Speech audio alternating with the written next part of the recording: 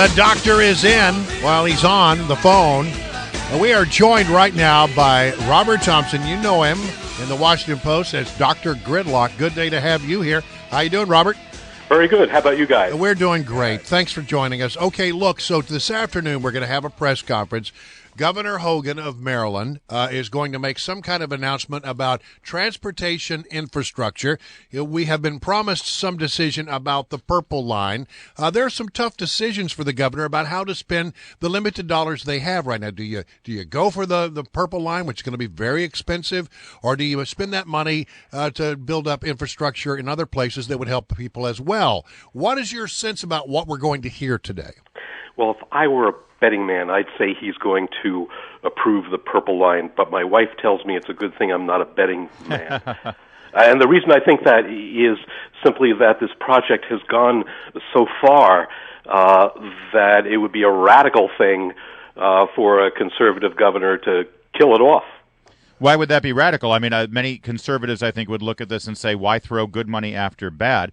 A lot of times these things look at the Silver Spring Transit Center. It might have been a smart idea to cut that thing off back before it started draining so much money, and it's still not open. The Purple Line has a great deal of business community support.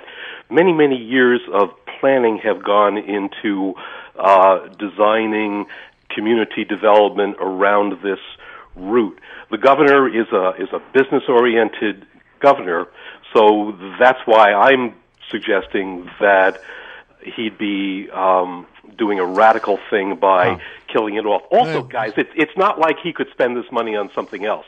There's hundreds of millions of dollars of federal money that would just go down the drain if he kills this thing. Well, he did say he thought it was too expensive. Oh yes, and that's a lot of bucks there, $2.5 billion, and it's been a very good thing that he's had his transportation secretary looking at the cost of it and trying to bring that down. But what do you mean the money would go down the drain? If they don't spend the money on this, then the money goes back to the federal. Yeah, exactly. Okay, well, that's not down the drain. That would alleviate the deficit or whatever. Let me ask you this. The community that this would affect, the houses and the businesses that are in the Chevy Chase area, basically connecting Bethesda to Silver Spring, they have loud voices in this. They don't want this thing coming through there. And this then becomes another, you say he's a businessman. Well, he also is someone who respects personal property ownership. Will those people's voices be heard loudly by the governor?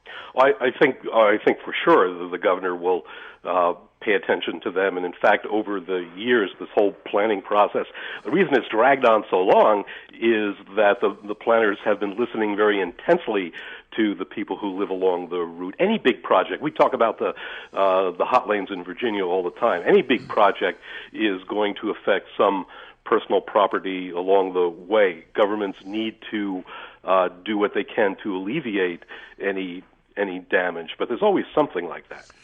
You and I think, can agree that right now is probably not Metro's finest moment. They are not really doing well.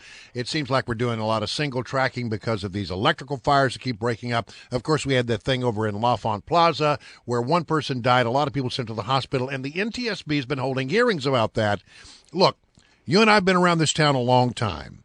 And I know you will remember that there have been myriad stories over the years about communications problems by our first responders, that one system doesn't talk to the other, that the radios don't work. After 9/11, we spent millions of dollars that were supposed to solve this problem. Yet in the NTSB hearing yesterday, we heard that, again, communication systems didn't work when we needed them. The overall impression out of these 2 days of NTSB hearings is that nobody had any idea what anybody else was doing at L'Enfant Plaza. Well, that's made better, though, if the radios at least work. Oh, sure. The radios were a problem, but this was a really complicated incident. There's all these different chains of failures. The radio was one thing. The direction that the ventilation fans were set was another thing. The fact that you had the rail operations control center out in Landover not knowing what was going on the platform at L'Enfant Plaza was another big problem. The fact that the train operator in the tunnel had no clue what people were doing to try to get his train back to the platform. There's all these different threads. It was a really big mess. Dr. Gridlock, in the private industry, when a really big mess like that happens, right.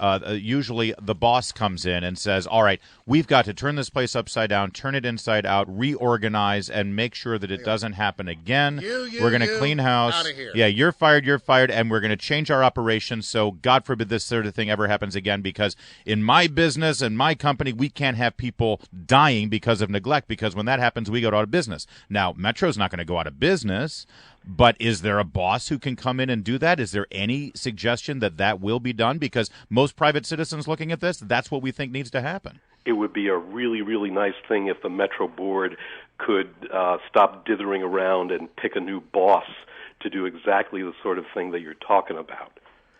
And they haven't. And whoever that boss is, will they be empowered to actually do that? Because I think most citizens look at Metro like a lot of government bureaucracies, that it just ends up being layer after layer after layer, and all these jurisdictions, because everybody wants to have a certain level of control and a certain level of money and a certain level of power. And when that's the thing that when it's set up like that, this is when we have these crises like this, where no one is in charge and everything goes wrong. I think you're basically right, but the Metro general manager has a lot of power, a lot of administrative power to do things on his or her own initiative that could fix a lot of the things that you were talking about and that riders criticize. So first and foremost, they need to have a general manager. Help me out. Who does the Metro general manager reports to the Metro board, right? Who does the Metro board report to? They report to several entities, don't they? The NTSB went through a lot of its hearing time over the last couple of days talking about exactly that, and the fact that there really is no effective oversight of the Metro operation. And who appoints the Metro board? All kinds of different people, the different jurisdictions. Yeah, exactly. They all get their jobs through various different jurisdictions, and so single authority. We, the voters, who ultimately are the boss, because we're paying the taxes that pay their salaries, we're so far removed from any sort of accountability there.